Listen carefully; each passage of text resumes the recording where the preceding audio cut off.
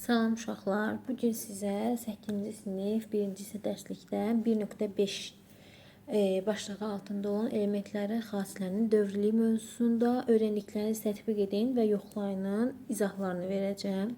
Başlayaq öyrəndiklərinizi tətbiq edin. Natrium, kalium və fosfor elementlərinin atom radiuslarını müqayisə edin, cavabınızı əsaslandırın. Nə üçün natrium və kalium metal, fosfor isə qeyri-metaldır? Gəlin baxaq. Natrium dövrü sistemdə neçənci elementdir? 11-ci elementdir. Kalium neçənci elementdir? Kalium 19-cu elementdir. Fosfor isə 15-ci elementdir. Ne deyir ki, bunların atom radiuslarını müqayisə edin. Atom radiuslarını iki cür müqayisə edə bilərsiniz. Əgər qarşınızda dövr cədvəl varsa, yerlərinə cədvəldən baxıb müqayisə edə bilərsiniz, ya da özünüz onun dövrünü və qrupunu təyin edib buna əsasən müqayisə apara bilərsiniz. Yəni necə? Məsələn, natriumu ayırsaz 2, 8, 1. Natrium 3-cü dövrün neçənci qrupudur? Baxın, 1. Birinci qrupdur. Özü A yarım qrupudur. Kaliumu ayırsaz 2, 8, 8, 1. Dördüncü dövrün birinci A yarım qrupudur. Fosforu ayırsaz 2, 8, 5. Üçüncü dövrün 5-ci A yarım qrup elementidir. İndi tutam ki, qarşınızda dövr cədvəl yoxdur. Bunu necə müqayisə edərsiniz? Bax, biz bilir ki, dövrlər 1, 2, 3, 4, 5, 6, 7-dir. Qruplar da bu hissədə 1-dən 18-ə cəndə ola bilər və yaxud 1-dən 8-in AB şəklində verilə bilər. Tam ki 1, 2, 3, 4, 5, 6, 7, 8 də yazdıq. Baxın, natrium elementi 3-cü dövrün 1-ci qrupundadır. Təxminən buradadır. Yazıram bura natrium. Kalium elementi 4-cü dövrün 1-ci qrupundadır. Burada kalium. Fosfor elementi isə 3-cü dövrün 5-ci qrupundadır. Baxın, 5, 3 və burada təxminən fosfor elementi var. İndi gəlin bunu müqayisə eləyək. Birinci məsələn, natriumdan kaliumu müqayisə eləyək. Biz bilirik ki, qrup üzrə yuxarıdan aşağı gələndə radius deyir. Radius neyini artır. Deməli, onda kaliumun radiusu böyük olacaq natriumdan. Eləmi? İndi gəlin bu ikisi ilə fosfor müqayisə eləyək. Məsələn, natriumdan fosfor müqayisə eləsəz, ikisi də 3-cü dövrdədir də.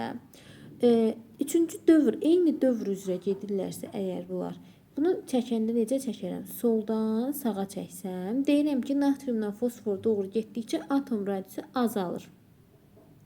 Deməli, fosforun radiusu natriumdan azdır. Onda belə çəkirəm, deyirəm ki, hə, fosforun ki, ikisindən də daha azdır. Deməli, atom radiusunu müqayisə eləyəndə ən böyük radius kaliumda, sonra natriumda, daha sonra ən kiçik radius isə fosforda olur. Nə üçün deyir natrium və kalium metal, fosfor isə qeyri-metaldır? Yadınızda saxlayın. 1, 2 və 3-cü qrupun əsas yarım qrup elementləri hamısı metallardır. İndi baxın, natrium neçənci qrupdur? 1-ci qrupun A, yəni əsas yarım qrup elementi. Kalium da 1-ci qrupun A, yəni əsas yarım qrup elementidir. Ona görə kalium və natrium metaldır. Fosfor isə 5-ci qrupda olduğuna görə qeyri-metal sayılır. Bir də deyirəm qaydanı, 1, 2, 3-cü qrupun əsas yarım qrup, yəni A yarım qrup elementləri hamısı metallar adlanır. Bu öyrəndiklərinizi tətbiq edin cavabı. Keçək indi öyrəndiklərinizi yoxlayın. Asan sualdır. Deyək ki, 1 və 2 istiqamətləri üzrə xassələrin dəyişməsini müəyyən edin. Gəlin 1 istiqaməti üzrə A bəndi. A bəndi deyir ki, metallıq. 1 istiqaməti dövr üzrə soldan sağa gedir. Deməli, A bəndindəki metallıq soldan sağa gedəndə azalır. Sonra B, baxın, atom radiusu. Atom radiusu soldan sağa gedəndə azalır. C bəndi qeyri-metallıq. Metallıqla qeyri-metallıq bir-birinə əks xassədir. Əgər metallıq azalırsa, onda qeyri-metallıq artır. Mən bunu uşaqlar belə yadda saxlayır ki, məsələn, deyirik ki, soldan sağa gedəndə azalanlar hansılardır? Mır yadda saxlayıb. Mır azalır. Metallıq, radius, reduks edicilik. Mır azalır. Belə yadınızda saxlaya bilərsiniz. Yuxarıdan aşağı gəldikdə mır artır. Belə. Sonra keçək 2 xətti üzrə. 2 xətti üzrə 2 baxın hardan yuxarıdan aşağı gəlir. Metallıq xassəsi artır, A artır. B. Atom radiusu da artır çünki mır, metallıq, radius, bir də reduksiyacik olsaydı onu da artar götürərdik. C isə qeyri-metallıqdır. Metallıqla qeyri-metallıq əks olduğuna görə metallıq artırsa qeyri-metallığa yazırıq ki, azalır. Bu öyrəndiklərinizi yoxlayın. Birincisinin cavabı. İkinciyə baxın. Qısa elektron formulu verilmiş elementlərin atom radiusunu müqayisə edin, fikrinizi əsaslandırın. Yenə həminki sualdandır. Baxın uşaqlar. Birincidə gəlin müqayisə eləyək. 2s2, 2p3, 2s2, 2p5. Uşaqlar, baxın, bu elementlərin ikisi də neçənci dövrdədir? Bu da ikinci dövrdədir. Bu da ikinci dövrdədir. Dövr necə tapırıq deyə sual verirsəz, baxın, elementdə ən son təbəqə hansıdır? İkinci təbəqədir. Baxın, əvvəllərə baxın. Bu sizə verir dövrünüzü. Biz qrupu necə tapırıq? Sonuncu təbəqədə neçə elektron var? Ona baxırıq. Məsələn, ikinci təbəqədə neçə elektron var? 2 üstəgəl 3, 5 elektron. Deyirəm ki, bu element ikinci dövrün 5-ci qrupundadır. Özü sonu P ilə bitdiyinə görə A, yəni əsas yarım qrup elementidir. Bu isə 2 üstəgəl 5, 7. 7-ci qrupundadır. Sonu da P ilə bitdiyinə görə A, yəni əsas yarım qrupunda yerləşir. İndi baxın, ikisinin də dövrü eynidir. Əgər dövr eynidirsə, biz belə deyək, oxumuzu yuxarıdan aşağı çəkməliyik, yoxsa soldan sağa çəkməlisiniz. Niyə? Çünki dövrlər hardadır? Birinci dövr, ikinci dövr, üçüncü dövr, dördüncü dövr. Mən bu xətti belə çəkəndə, bu xəttin üzərindəki bütün elementlərin hamısının dövrü 2 olmuş olur. Yəni, hamısını eyni dövrdə yerləşmiş olur. Ona görə məndəki, məsələn, şərtimdə nədir? İkisi də eyni dövrdədir. Eyni dövr görürəmsə, mən xəttimi üfüqi çəkməliyəm. İndi baxaq. Deməli, daha doğrusu birinci 2s2, 2p3 olan ikinci dövrün 5-ci qrupundadır. Tutalım ki, burada bir 5-ci qrup var. Bu birisi isə ikinci dövrün 7-ci qrupundadır. Tutalım ki, 7-ci qrupda buradadır. Burada 5-ci qrupdur. Burada 7-ci qrupdur. Belə təsəvvür eləyin özünüzü sadə olaraq. İndi biz deyirik ki, radius deyir. Soldan sağa getdə, yəni 5-ci qrupdan 7-ci qrupa doğru getdikdə radius neyini? Uşaqlar azalır. Düzdürmü?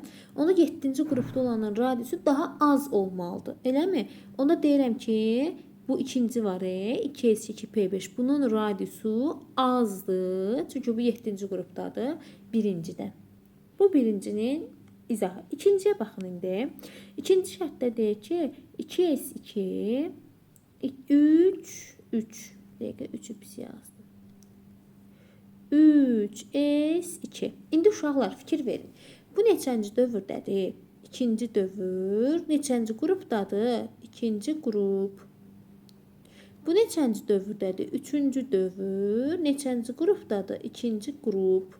Bu dəfə bunların nələri eynidir? Qrupları eynidir. Onda mən qrupları eynidirsə xəttimi şaquli istiqamətə çəkməliyəm.